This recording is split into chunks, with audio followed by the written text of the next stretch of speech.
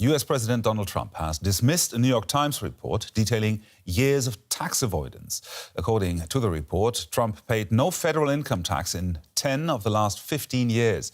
The report says he was able to cut his tax bill by claiming heavy losses across his business empire, thereby losing more money than he made and casting doubt on his image as a successful businessman. We've heard this line of defense from the president before. It's fake news. It's totally fake news. Made up, fake.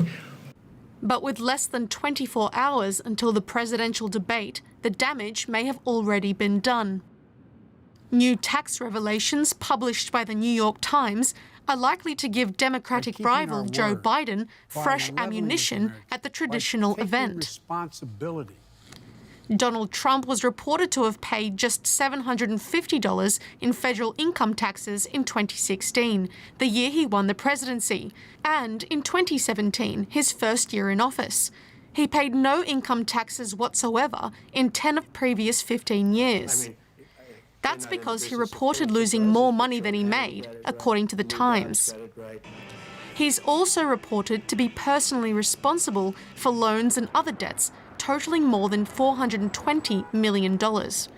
They are damaging claims for a man who derives some of his support from blue-collar workers through his self-promoted image as a successful businessman. The president denies the details in the New York Times report. Well, first of all, I paid a lot, and I paid a lot of state income taxes, too. The New York state charges a lot, and I paid a lot of money in state. It'll all be revealed. It's going to come out. But after the auditors, they're doing their assessment. We've been negotiating for a long time. Things get settled, like in the IRS. But right now, when you're under audit, you don't do it. You don't do that. So we're under audit, but the story is a total fake. But his opponents have already begun to hit back. Trump has long avoided making his tax returns public, and he's the only US president since the 1970s to do so. As the November election looms, voters may demand more answers about the president's financial responsibilities. Now let's bring in DW's Peter Rolledal from our US reporter team. Peter, what exactly does this article about Donald Trump's tax return tell us? Right, so the New York Times obtained Trump's tax return data extending back more than 2 decades. It both shows Trump's own tax records, but also those of his more than 100 organizations that are linked to his business. It essentially showed that he has lost more money than he's made, that he really, to some extent, has been gaming the tax system with massive write-offs, such as, spending more than $70,000 on his hairstylist. And all of that taken together allowed him to pay close to no income taxes in 10 of the previous 15 years. And in 2016, 2017, while he was president, he paid just $750. That is more than $11,000 less than the average tax income payer in the U.S. Joe Biden and his wife, the Democratic challenger, paid more than $3.7 million in 2017. So quite the difference there.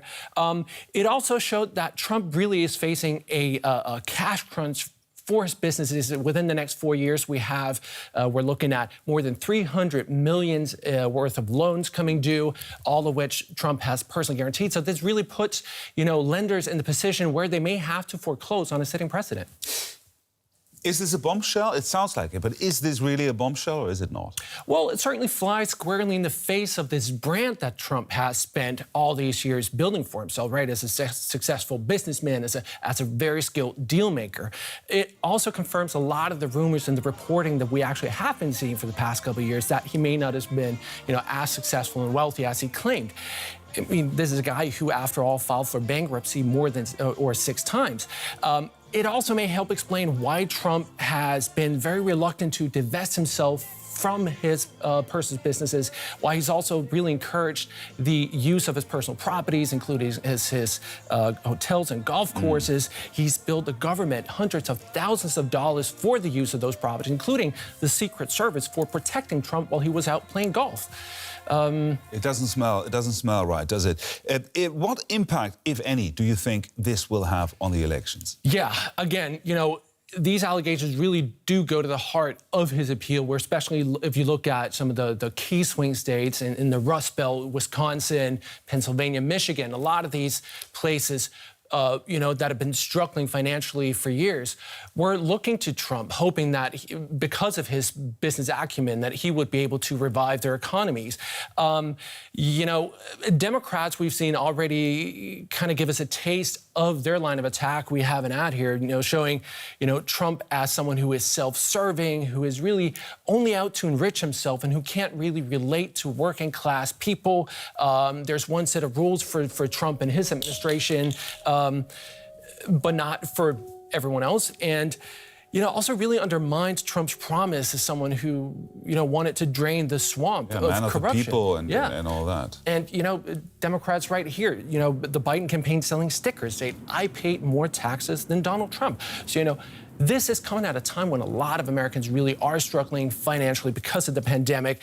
And, some on the fence may wonder, why does the president have to pay, less in taxes than I do? But as you kind of hinted at there, I think with your question also, we've seen these attacks on Trump before. They have not stuck.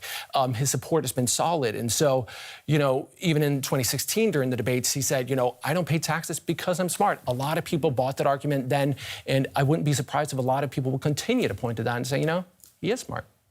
Peter Aleda, thank you very much.